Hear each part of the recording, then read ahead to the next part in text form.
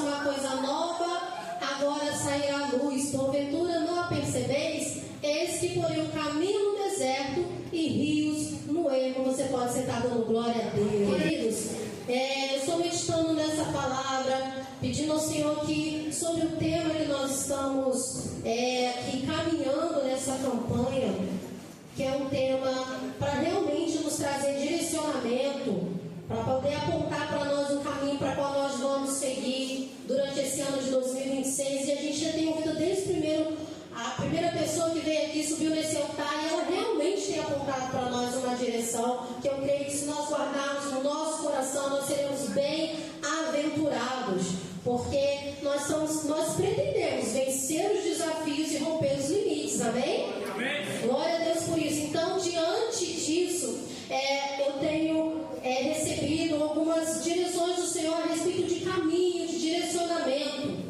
E eu tenho pretendido prestar bastante atenção nisso e quero dividir algumas coisas com os irmãos. E por isso eu escolhi esse tema: Deus já preparou um caminho. Amém? Deus já preparou um caminho. E aqui em Isaías vem falando exatamente sobre isso. A palavra vem dizendo pra gente: eis que estou abrindo um caminho no deserto e rios no ermo. Irmãos, o deserto, ele tem como uma característica problemática de que ele não tem estradas. Ainda que se façam marcações, basta um pequeno vento e some tudo. Então é natural que as pessoas se percam no meio do deserto. Então, quando o Senhor fala que Ele está preparando um caminho, Ele está pegando um local em que as pessoas não têm orientação, não têm direção, não sabem por onde ir, para onde andar, e Ele está dizendo: eu vou fazer um caminho, eu vou apontar uma direção, eu vou instruir vocês a respeito do que fazer, de como fazer, eu os guiarei, amém? E Ele ainda fala para nós que Ele vai colocar riachos, vai botar um rio neste ermo. Então Ele diz que além de apontar uma direção, de apontar um caminho, de nos guiar, Ele vai providenciar aquilo que nos é necessário, Ele vai nos suprir nas nossas necessidades. Aleluia! E isso é muito importante, porque o contexto, meus irmãos, que nós estamos vivendo, se você parar para observar o nosso cenário, ele é desfavorável. Gostaria de dizer aqui que as perspectivas para 2026 em diante são boas, mas infelizmente eu não posso falar isso, até porque você já percebeu. Se você olhar para o cenário político, social, econômico, até espiritual, o cenário é desfavorável. E a gente vai observar em Mateus capítulo 24, eu vou ler aqui para os irmãos, fiquem atentos. Logo no início do capítulo 24, versículo 1, Jesus está saindo com os discípulos do templo, e os discípulos falam: Jesus, olha só umas colunas. Algumas versões falam: olha como são as colunas desse templo. Na sequência, Jesus já começa a dizer: pois eu digo para vocês que aqui não ficará pedra sobre pedra, tudo será derrubado. Então estou mostrando aquilo que dá sustentamento, aquilo que dá estrutura. Parecia que era inabalável, mas Jesus está dizendo que todas as coisas terrenas são provisórias, todas as coisas terrenas são mutáveis, todas as coisas aqui na terra, elas passam, amém? Mas Jesus vai dizer, eles ficam abalados com aquela notícia. Como assim? As colunas do templo são fortes, são rígidas.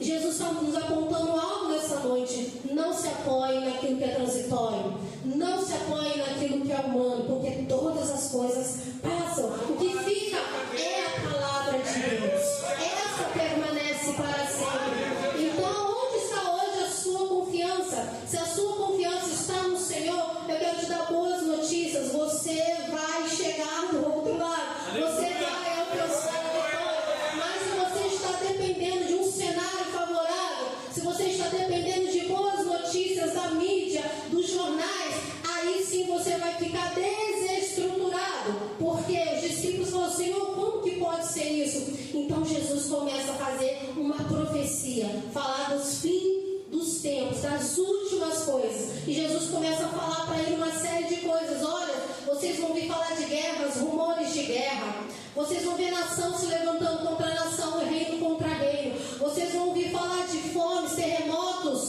vocês vão ser entregues à morte e condenados, vocês serão perseguidos. Irmãos, não parece os jornais? Não parece as notícias são contemporâneas? Não parece que Jesus está falando de 2026?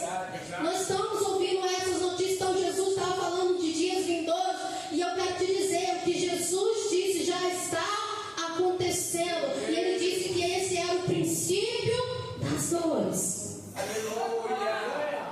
Então, diante desse cenário social, econômico, político, financeiro, seja lá qual for o cenário que você queira se apoiar, as perspectivas não são favoráveis. Mas eu vim aqui nessa noite para te falar que o nosso governo não é este, a nossa casa não é essa, o nosso reino não está aqui.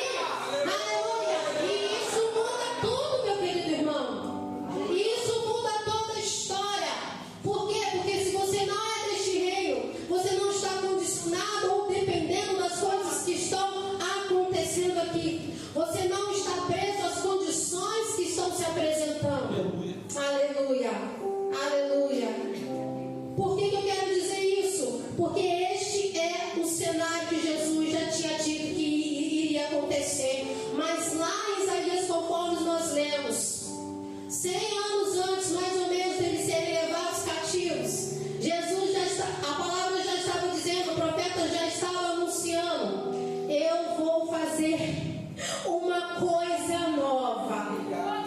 Ele já estava anunciando isso, porque nós temos aqui Abacuque fala assim: Deus, olha a situação espiritual do seu povo. Abacuque está profetizando um cenário de apostasia, de prostituição espiritual, e ele aponta para o Senhor, questiona, é o profeta que questiona: olha a situação do seu próprio povo, o Senhor não vai fazer nada. E Deus fala que vai usar as nações ímpias para trazer juízo, para trazer correção para o seu povo. Então ele indaga mais uma vez: ele só vai permitir que essa nação que é ímpia, que não te conhece, possa massacrar o seu próprio povo. E naquele diálogo com ele vai percebendo, ele vai entendendo que não importa as circunstâncias, não importa o que acontece socialmente ou qualquer outra forma, Deus está no controle de todas as coisas. Deus tem um plano para o seu povo.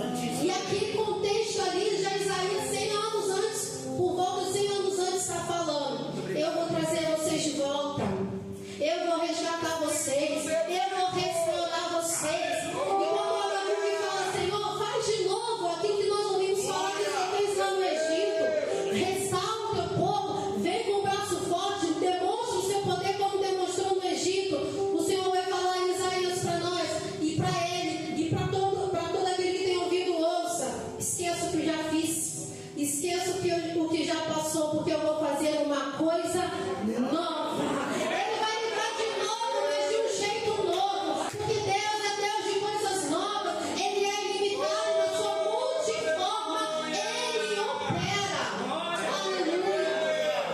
Ele diz em Isaías que Ele vai fazer uma coisa nova. E o que Ele está dizendo?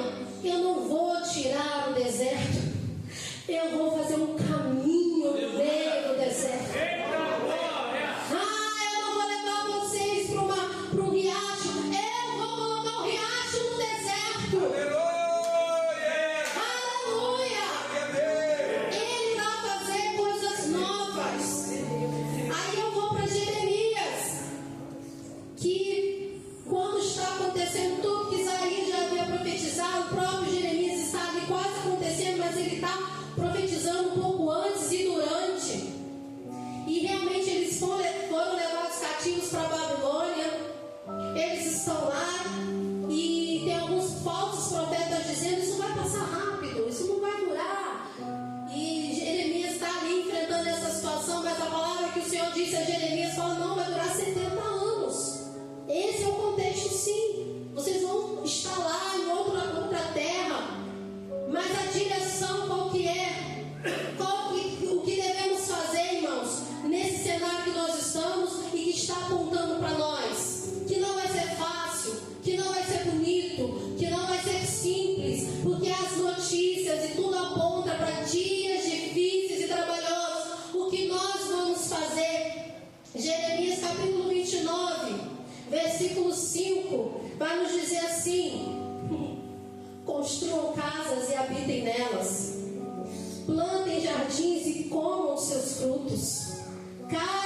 e tenham filhos e filhas. Escolham mulheres para casar-se com seus filhos e deem as suas filhas em casamento, para que também tenham filhos e filhas. Multipliquem-se, não diminuam.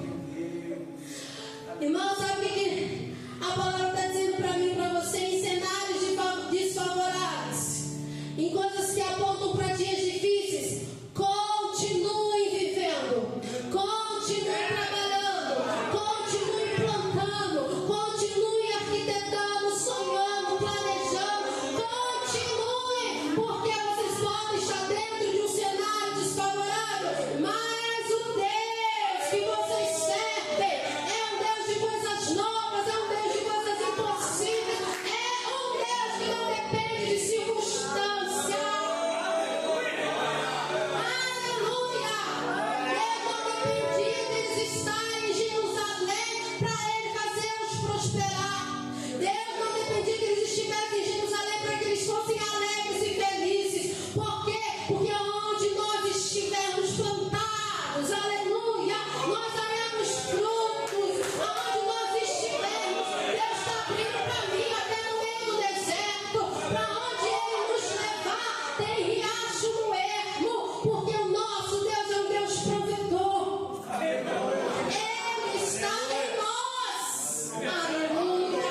E se Ele está conosco, nós não dependemos de notícia, de estatística.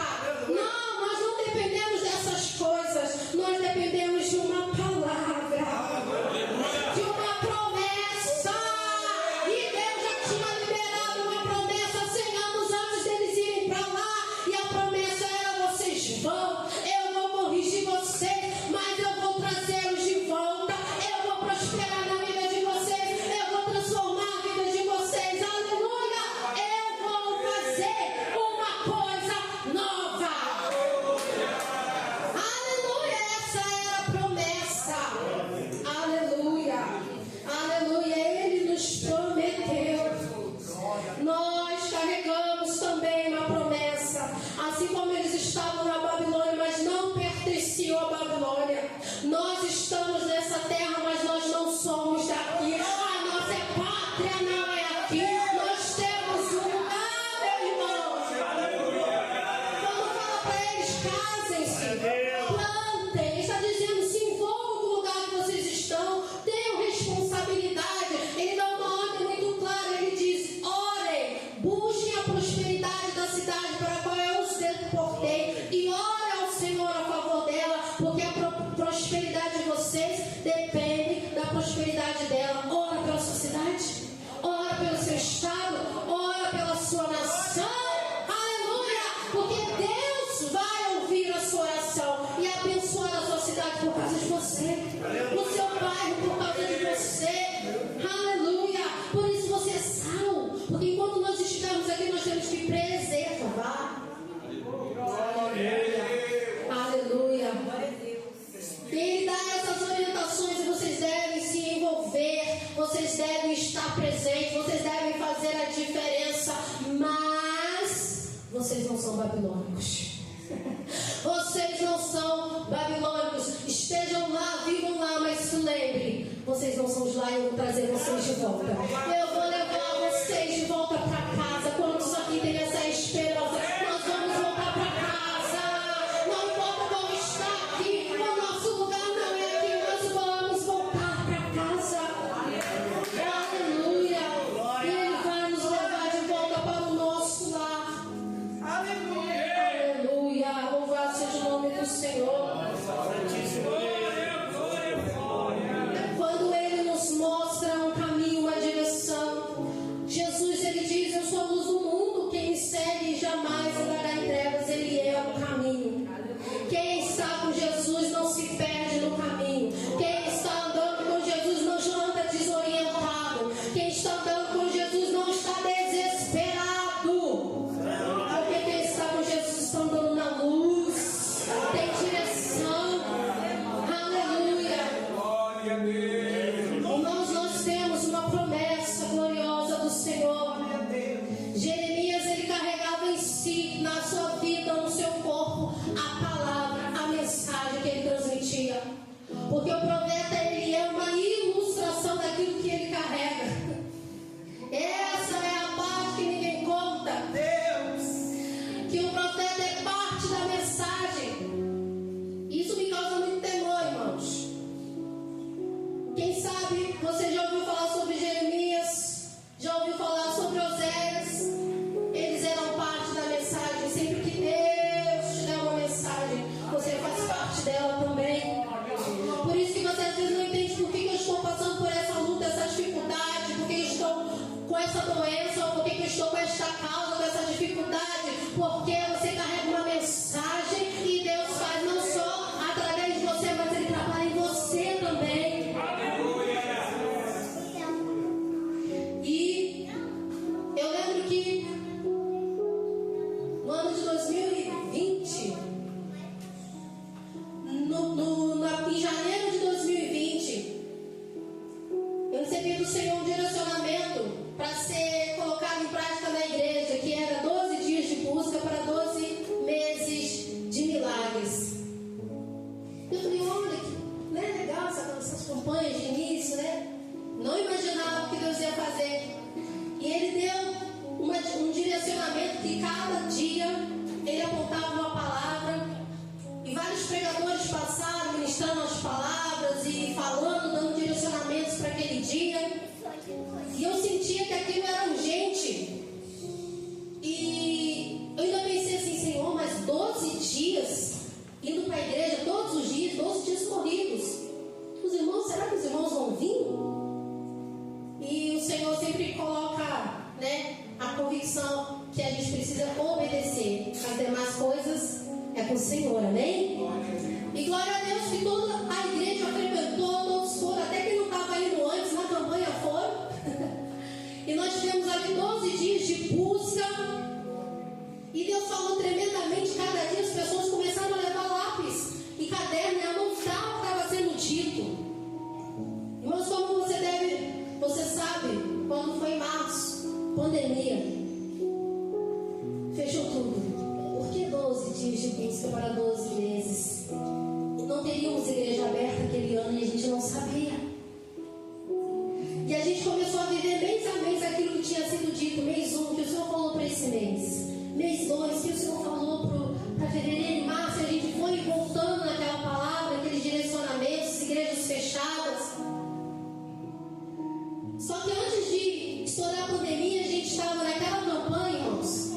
E estava numa prova lá em casa financeira. Glória a Deus e aleluia.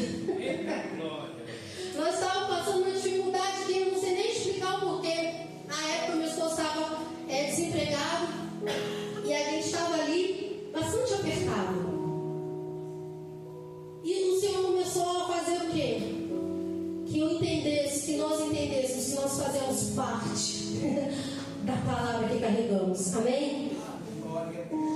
A campanha foi em volta de Abacuque. Quando o pastor começou a ler aqui, eu falei, Jesus, tem misericórdia. Foi em volta de Abacuque, ainda que a figueira não floresça, que não haja fruto na vide. Enfim, todavia me alegrarei no Senhor. Foi em volta dessa palavra. E o primeiro milagre que o Senhor fez na nossa casa, na nossa vida, acerca do que Ele ia fazer, mas durante toda a pandemia, que ninguém sabia, que naquele momento de escassez, de falta, irmãos, nós estávamos comendo ovo todo dia.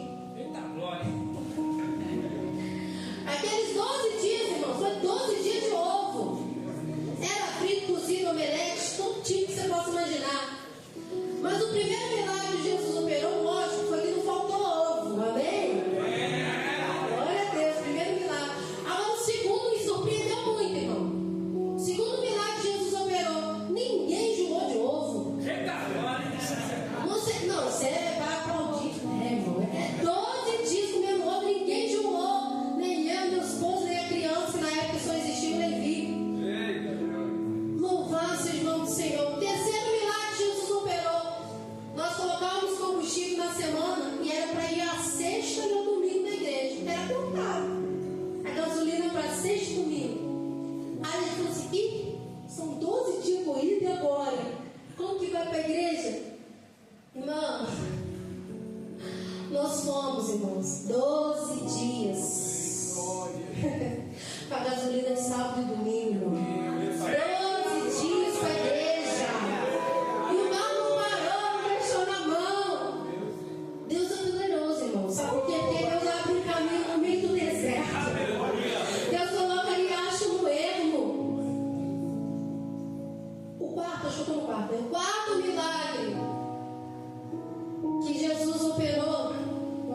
Já estou contando. A gasolina não acabou. Nós não enjoamos do ovo. Não faltou ovo. Lembrei. Irmãos, nós vivemos 12 dias. E a gente estava lembrando esses dias em casa. 12 dias que eu me lembre.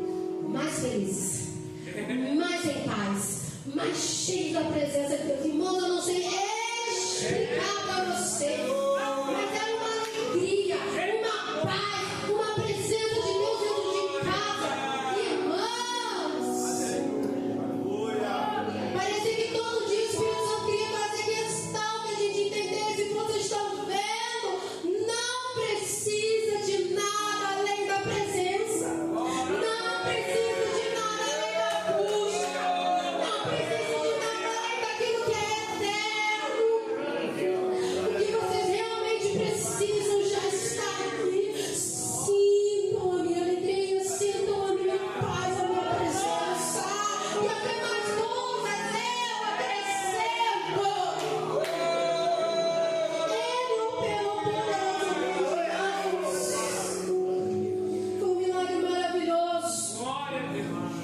Nós começamos aqui, quando entramos na pandemia, a gente começou a entender, olha, foi por isso que Deus fez o que fez, orientou da maneira que orientou. E quando chega em março, eu ainda não sabia. Deus faz mais um milagre para mostrar para nós, porque o cenário era caos, depressão, muitas mortes, muitas inseguranças. Vocês lembram como era o cenário? Desfavorável para todas as coisas. Quando chega março, eu ainda não sabia. Mas quando chegou junho, eu descobri. Deus colocou no meu ventre a Laura. E as pessoas falavam assim para mim: não, mas engravidou na pandemia, vocês são doidos. Vocês são doidos. Ninguém conhece essa doença. Não sabe o que está acontecendo. Não, irmãos, foi assim um presente que eu não sei. Outra coisa que eu não sei explicar foi como que ela veio naquele momento. Mas eu tenho certeza que Deus apontava. A minha agenda é diferente. O meu contexto é diferente. No cenário de morte vai ter vida sim. Vocês vão casar sim. Vocês vão plantar sim. Vocês vão colher sim. Eu tenho uma coisa nova para fazer. Eu tenho uma coisa nova. Eu farei uma coisa nova. Aleluia. E para a glória de Deus, Deus nos preservou. Deus nos guardou. Deus mudou a nossa história. Aleluia.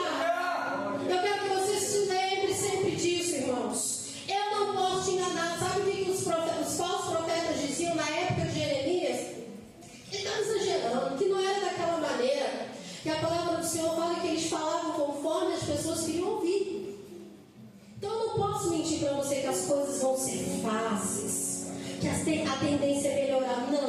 Não é. Mas eu posso te dizer uma coisa: isso não determina o que Deus vai fazer em você, na sua casa, na sua família, através de você. Isso não determina. Em você, na sua casa, na sua família, Deus vai fazer uma coisa nova. Aleluia! Glória a Deus! Porque pode estar tudo fechando, pode ter coisa falindo, pode ter gente indo embora para o Paraguai, mas se Deus te plantou aqui, é aqui que você vai prosperar. É aqui que Deus vai fazer uma grande obra. Então